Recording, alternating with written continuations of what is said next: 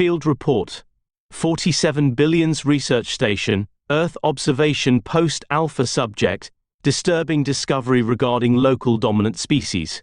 Chief Science Officer Zix Tal nervously adjusted their methane respirator as they compiled the latest findings.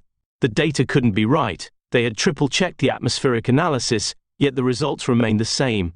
Administrator Venn, Zix Tal clicked their mandibles anxiously. I've discovered something rather alarming about the bipedal species we've been studying.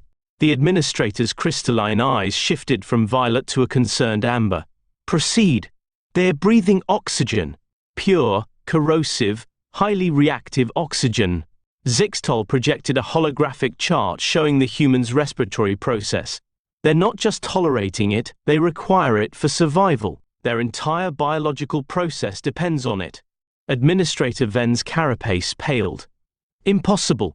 Oxygen is a waste product. It's toxic to all known intelligent life forms in the Galactic Federation. That's not all, Zix Tal continued, their antennae twitching. They exhale carbon dioxide, which any reasonable species would use as a primary respiratory gas. It's as if they evolved completely backward. The research station erupted into chaos as other scientists gathered around. Some began frantically checking their safety suits, paranoid about oxygen leaks. Others demanded to see the data, certain there must be some mistake. Junior researcher Quip raised all four appendages, requesting attention. But what about their civilization? How did they manage to build cities and develop technology while literally breathing corrosive gas? Perhaps, theorized Administrator Venn, this explains their remarkably short lifespans. They're essentially slowly oxidizing themselves to death from the moment they're born. Zix Tal focused their compound eyes on the viewing screen, watching humans going about their daily lives below. Should we tell Tem? The administrator considered this for a long moment. No, they decided finally. Prime Directive 7 Billions clearly states we cannot interfere with a species' natural development, even if that development is fundamentally wrong by all known standards of cosmic chemistry. The scientists watched in horrified fascination as humans continued their oxygen-breathing existence, blissfully unaware that they were the subject of the most controversial xenobiological discovery in recent galactic history. As Zix Tal filed their report, they added a personal note. Perhaps what we consider impossible is merely improbable. The universe, it seems, has a sense of humor, even if it's one that makes absolutely no chemical sense. The research station's normal methane-rich atmosphere seemed thinner somehow as Her Royal Highness, Grand Empress Exthrylix of the Galactic Federation, materialized in their teleportation chamber. Her iridescent exoskeleton sparkled with embedded quantum crystals, and her ceremonial respirator was crafted from the finest Martian gold alloy. So, she began, her translator converting her subsonic vibrations into standard frequency. This is where you discovered the oxygen breathers. Zix Tal and Administrator Venn exchanged nervous glances. Their discovery had caused such an uproar in the scientific community that it had reached the Imperial Palace itself. Some were calling it the greatest threat to galactic stability since the Great Helium Wars. Your Magnificence, Zix Tal bowed deeply, all six appendages trembling. We've conducted further studies that you should see immediately. The holographic display activated, showing humans performing various activities. A group of children playing soccer, skydivers falling through the oxygen-rich atmosphere, deep-sea divers emerging from the depths. They don't just tolerate oxygen, Venn explained. They've built their entire culture around it. They call their planet's abundant oxygen supply fresh air, and consider it beautiful. The last word caused several royal guards to faint. The Empress's crystalline eyes shifted through several colors before settling on a deep, troubled purple. Show me more. We've discovered something even more disturbing, Zix Tal continued, pulling up new data. They're aware of other atmospheric compositions.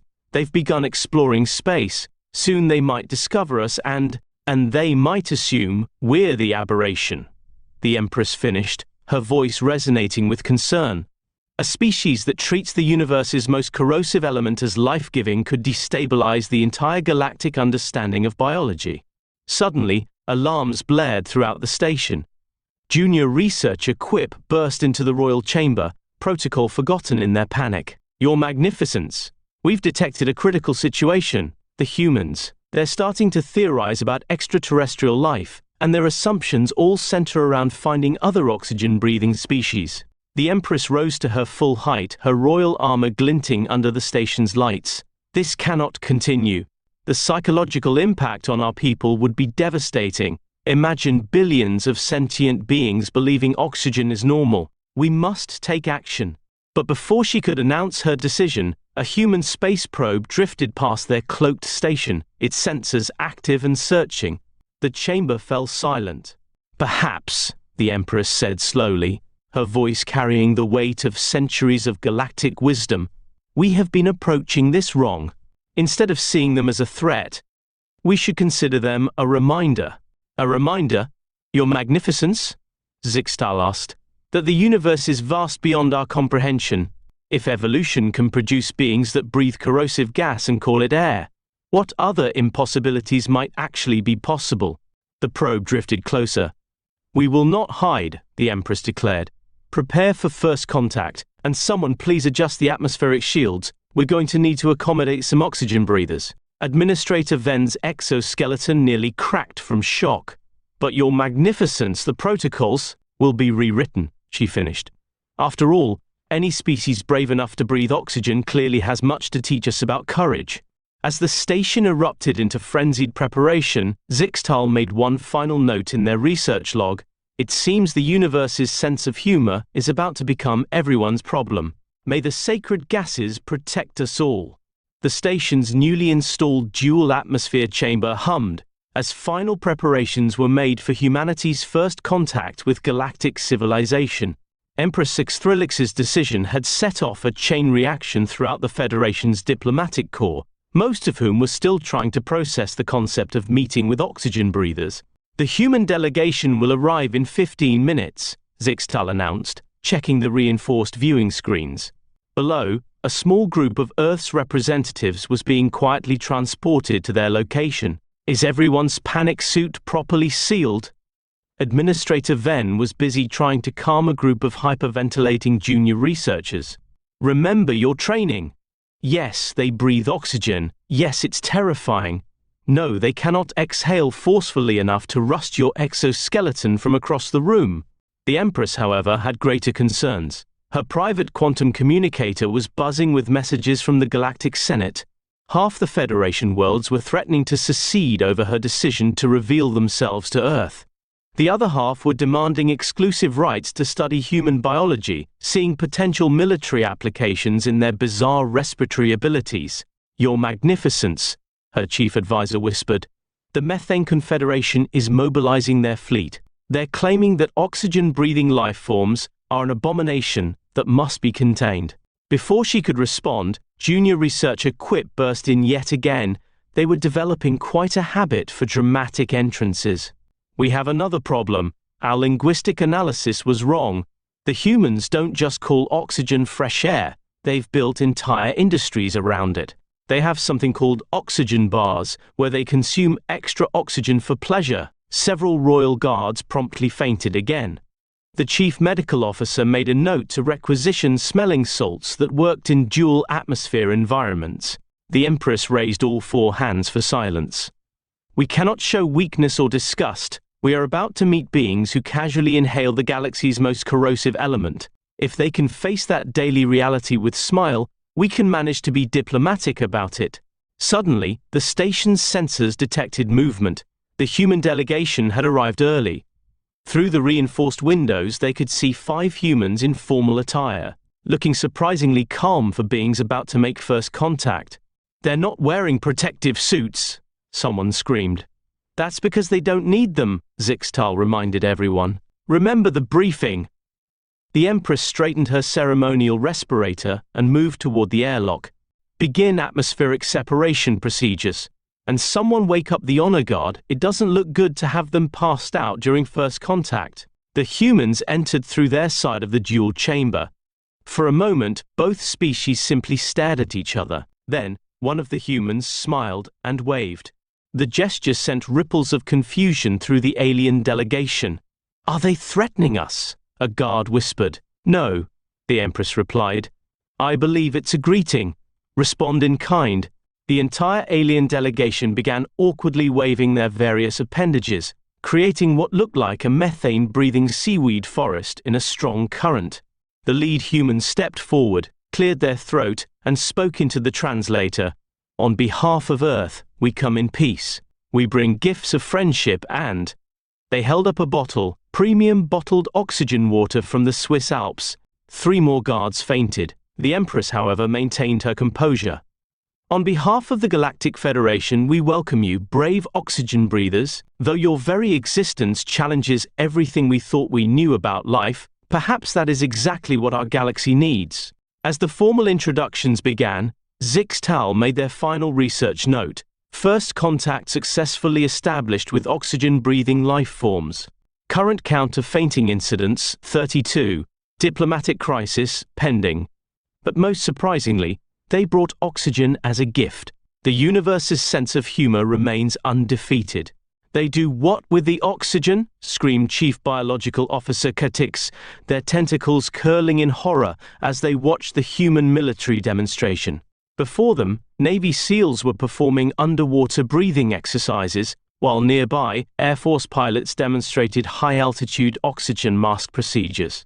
But what really sent half the alien scientific delegation into therapy was the demonstration of fire-breathing techniques by a special operations unit. "They're weaponizing it," whispered Administrator Venn, watching as humans deliberately manipulated oxygen content to create controlled explosions. "They've learned to master the very element that should destroy them," Empress Xthrillix observed with a mixture of terror and fascination. The human general leading the demonstration seemed quite proud of their species' abilities to operate in oxygen-rich environments that would be lethal to most galactic species. "And this is just our basic training," the general explained through the translator. "Wait until you see what we can do with nitrous oxide." 3 more alien scientists fainted. Meanwhile, in the research wing, Zixtal was leading a joint human-alien research team, investigating the evolutionary mystery of human oxygen consumption. The holographic displays showed complex molecular structures as human scientists attempted to explain their respiratory system.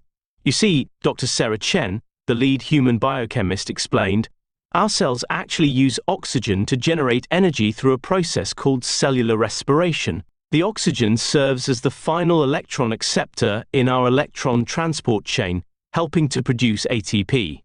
She paused, noticing that several alien scientists were shaking uncontrollably. "Are you all right?" she asked. "You're telling us," Zixtal managed to click out, "that you not only breathe oxygen but you let it into your actual cells? Voluntarily?" "Well, yes," Dr. Chen continued. "In fact, our mitochondria.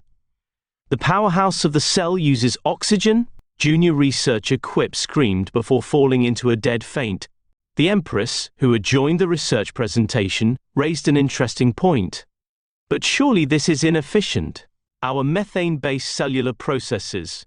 "Actually," Dr. Chen interrupted, pulling up more diagrams, "oxygen's high electronegativity makes it an excellent electron acceptor, allowing for maximum energy extraction from glucose. It's quite efficient." The room fell silent as the aliens processed this information. Their entire understanding of biochemistry was being challenged by these beings who had turned their greatest fear into their greatest strength. "There's more," another human scientist added excitedly. "We've discovered that some of our ancestors might have originally been anaerobic organisms, but switched to oxygen use when it became abundant in our atmosphere. It was basically an evolutionary upgrade." "An upgrade?" The Empress's crystalline eyes shifted through several previously undocumented colors. "You're saying you evolved towards oxygen use? Fascinating, isn't it?" Dr. Chen beamed. "We have some theories about the Great Oxidation Event that..." She was interrupted by the sound of multiple alien scientists hitting the floor. The medical team was getting quite efficient at dealing with mass fainting episodes by now. "Perhaps," the Empress suggested diplomatically, "we should take a brief recess. I believe our scientific community needs time to process this information." Zixtal, still conscious but barely, made their research note with trembling appendages.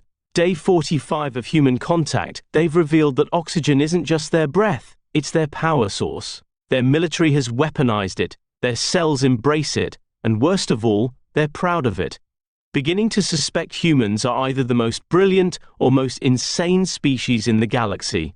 Possibly both. As the medical team administered stabilizing gases to the fallen scientists, Dr. Chen turned to her remaining conscious audience. Should I hold off on explaining how we use oxygen to age our wines? The Empress quickly raised all four hands.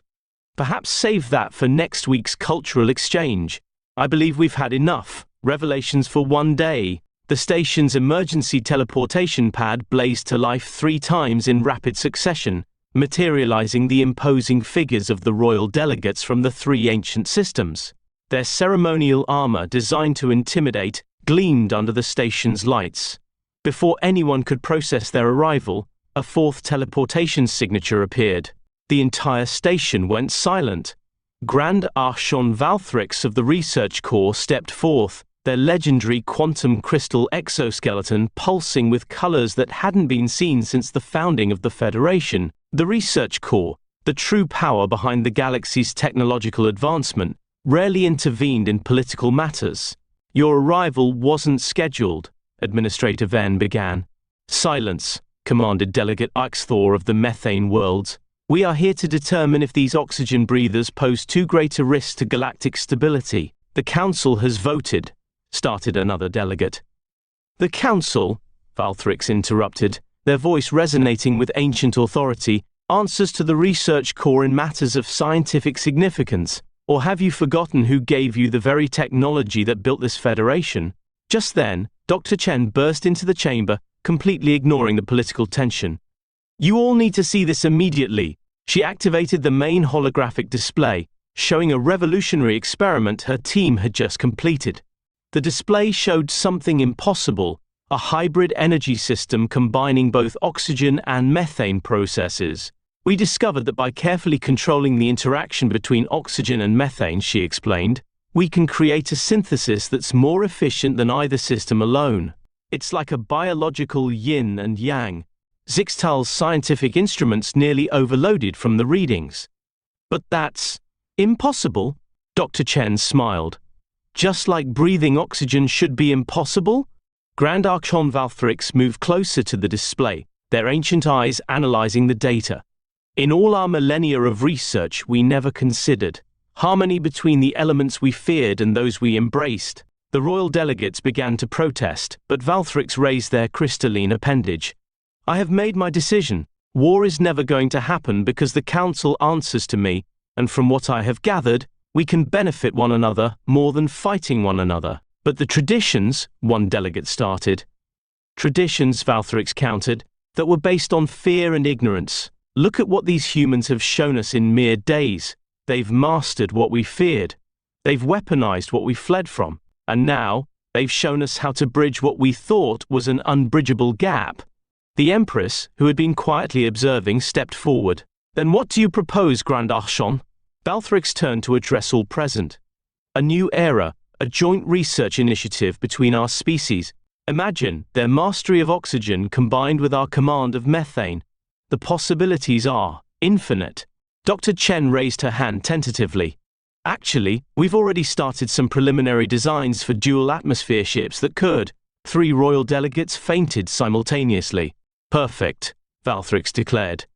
Begin the preparations immediately. The galaxy is about to change forever. They turned to the still conscious delegates. Unless you'd prefer to explain to your worlds why you rejected an alliance with beings who casually breathe corrosive gas, and have now discovered how to make it work in harmony with our own biological processes. The conscious delegates quickly shook their heads. Zixtal, watching history unfold, made their note. Day 46 of human contact.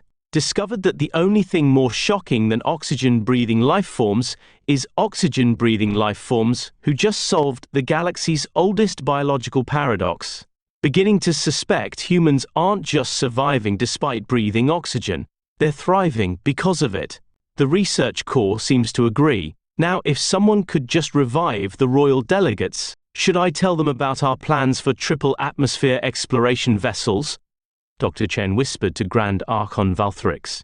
Perhaps, they replied with what appeared to be a smile. Let's wait until they regain consciousness first.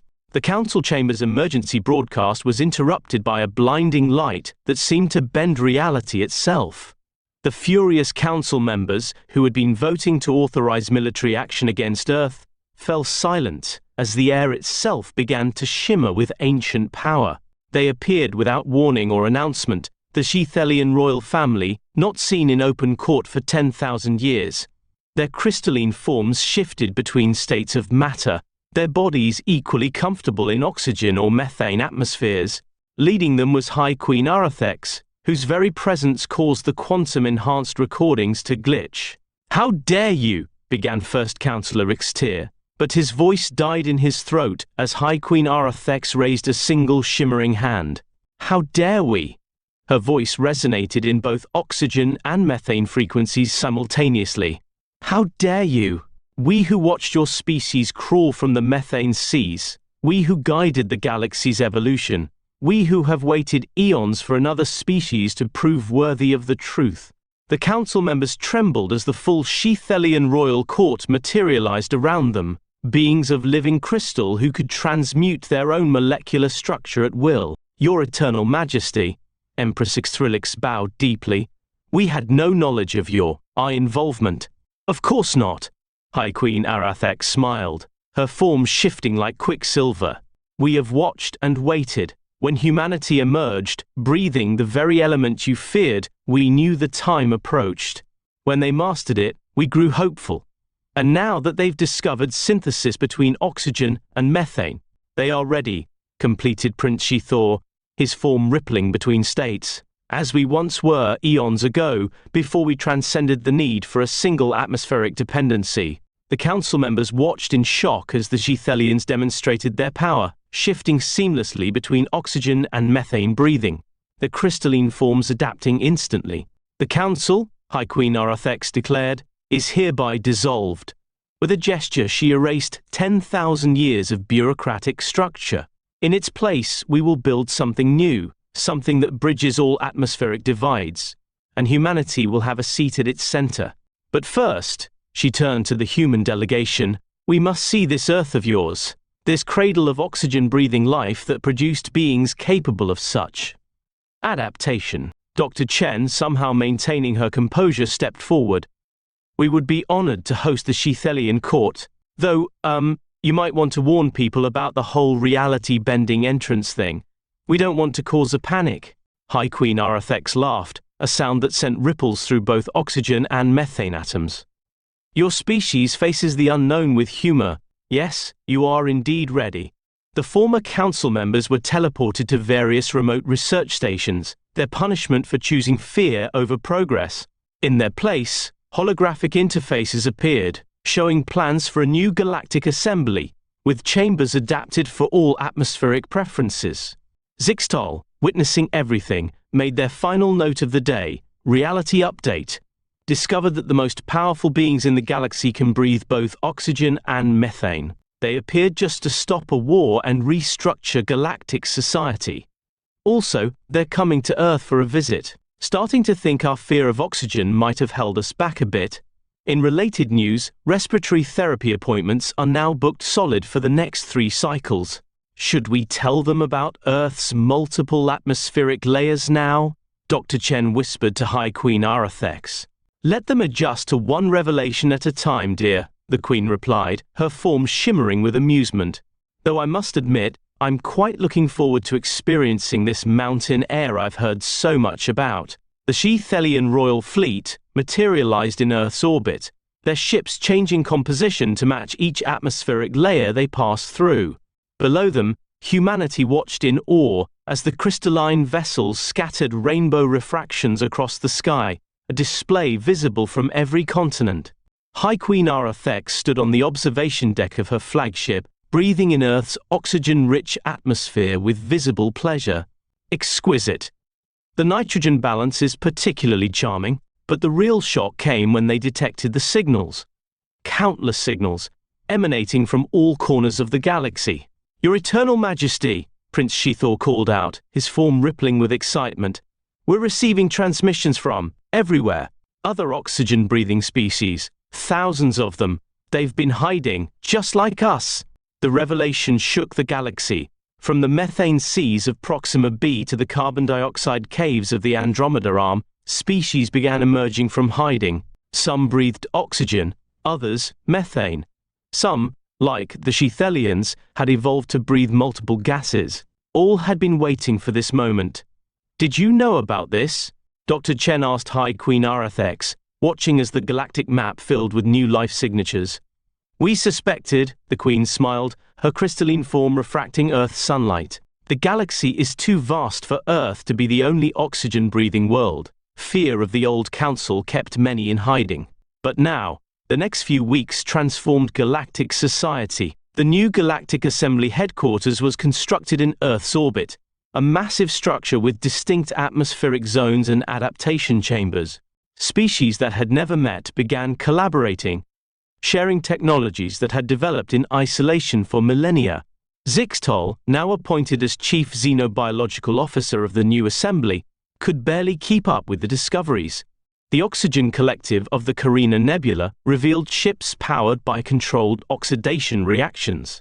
The methane monasteries of Betelgeuse shared ancient texts about atmospheric transcendence. Earth scientists began developing universal breather technology, combining their oxygen mastery with Sheathelian phase-shifting crystals. But the greatest revelation came from deep space. The Ancient Ones, beings who had transcended atmospheric dependence entirely, made contact. They had been watching, waiting for the galaxy to overcome its atmospheric divisions. "Your experiment has succeeded," they transmitted to High Queen Arathex. "The galaxy was divided by fear of different atmospheric requirements. By revealing yourselves and embracing the oxygen breathers, you have triggered the next stage of galactic evolution." In the new assembly chamber, representatives from thousands of worlds gathered.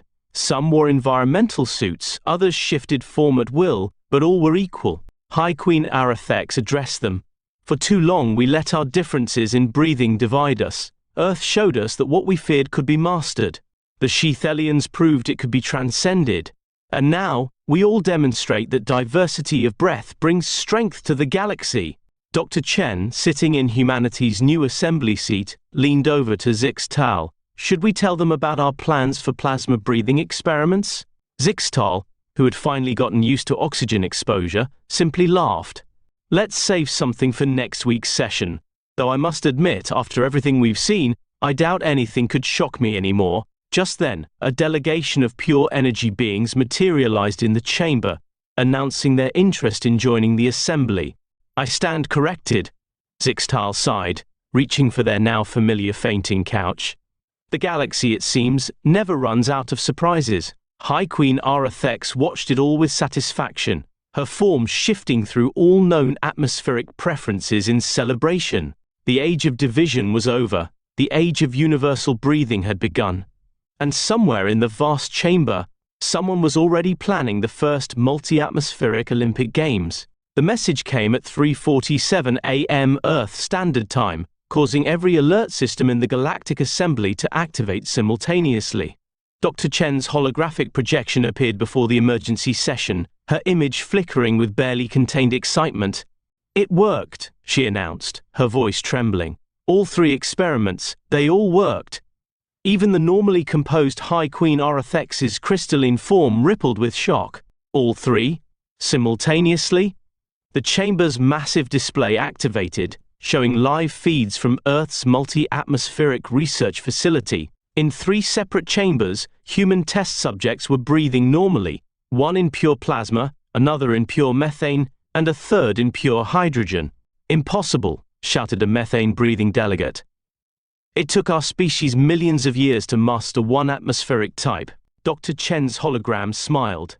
"That's because you approached it as an either-or situation. We took inspiration from the Sheathelians. Instead of adapting to each atmosphere individually, we developed a way to instantly shift our respiratory system's molecular structure, just like they do with their entire bodies."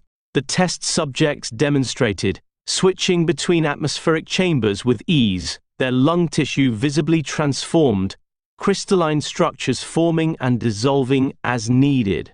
By combining Sheathelian phase-shifting crystals with human lung tissue and some, slightly modified CRISPR technology, Dr. Chen continued, We created a system that lets us actively choose which atmosphere to process. We call it the Universal Respiratory Matrix. High Queen Arathex floated down to examine the data herself. In all our eons of existence, we never considered we'd change our entire bodies to adapt. You simply changed the one system needed: elegant, efficient, thoroughly human. Zixtol, who had long since upgraded their fainting couch to a full recovery lounge, managed to stay conscious long enough to ask, "But the energy requirements must be negligible," Dr. Chen interrupted. "That's the beauty of it. The crystalline matrix is self-sustaining once integrated. It draws power from the very act of breathing, regardless of which atmosphere is being processed." The assembly erupted into chaos. Some delegates demanded immediate access to the technology. Others warned of the dangers of such rapid evolution. A few simply stared in shock as humans casually switched between breathing systems that their own species had considered mutually exclusive for millions of years. "There's more," Dr. Chen added, causing the chamber to fall silent again. "We've already begun trials on simultaneous multi-atmospheric breathing. Preliminary results suggest we could process up to 3 different atmospheres simultaneously, maximizing energy efficiency by drawing different elements from each." This time, even High Queen Arathex needed to sit down. "You're telling us," she said slowly, her form shifting through multiple states of matter, "that humans are about to become the first species capable of breathing multiple atmospheres simultaneously? Not just switching between them, but using them all at once." "The first trials begin next week," Dr. Chen confirmed. "We're calling it Project Chimera. Would any delegates like to observe?" The resulting rush to volunteer nearly crashed the Assembly's quantum scheduling system. Zixtol, recording what would surely be a historic moment, made their note, "Day of human contact, they've done it again." Not content with mastering oxygen, they've conquered plasma, methane, and hydrogen in one go. Starting to suspect humans don't understand the concept of impossible. Also starting to suspect that might be their greatest strength. As the assembly processed this latest revelation, a junior human scientist rushed up to Dr. Chen's hologram and whispered something in her ear. "Oh," she brightened, "and we just discovered something interesting about dark matter's respiratory properties." The entire assembly immediately shouted, "Not yet." 1 year after humanity's breakthrough in multi-atmospheric breathing, the galaxy gathered for an event that would have been impossible to imagine just months earlier: the first multi-atmospheric Olympic Games. The massive stadium, constructed in Earth's orbit, featured zones for every known breathable substance in the universe. Athletes from thousands of species competed in events that challenged not just their physical prowess, but their atmospheric adaptability. High Queen Arathex watched from her crystalline throne as humans demonstrated their newest achievement: the synchronized multi-atmospheric marathon, where athletes seamlessly switched between oxygen, plasma, methane, and hydrogen environments while performing gravity-defying acrobatics. "Show-offs," muttered a methane-breathing delegate, though their tone carried obvious admiration. But it was during the closing ceremony that Dr. Chen dropped the biggest bombshell yet. She took the central stage, her new universal respiratory matrix glowing with a strange, dark iridescence. "Distinguished beings of the galaxy," she began, "while preparing for these games, our dark matter research team made an unexpected discovery. We found that dark matter isn't just an invisible substance, it's an atmosphere. One that connects all other atmospheres in ways we never imagined." The stadium fell silent. "With the help of the Sheathelian royal family's ancient knowledge and our new respiratory technology, we've learned to perceive and interact with this dark matter atmosphere. And more importantly," she paused for effect, "we've learned that it's the key to instantaneous galactic travel," she demonstrated by taking a single breath through her dark matter respiratory channel, and instantly teleported to the other side of the stadium. The crowd erupted. The Sheathelians' crystalline forms pulsed with excitement. Even the Puri energy beings showed visible fluctuations in their quantum states. High Queen Arathex rose from her throne. "At last," she announced, "the final piece falls into place. Dark matter breathing isn't just another atmospheric adaptation, it's the gateway to the next stage of galactic evolution." Zixtol, now sporting a fashionable multi-atmospheric breathing apparatus of their own, couldn't help but laugh at the irony.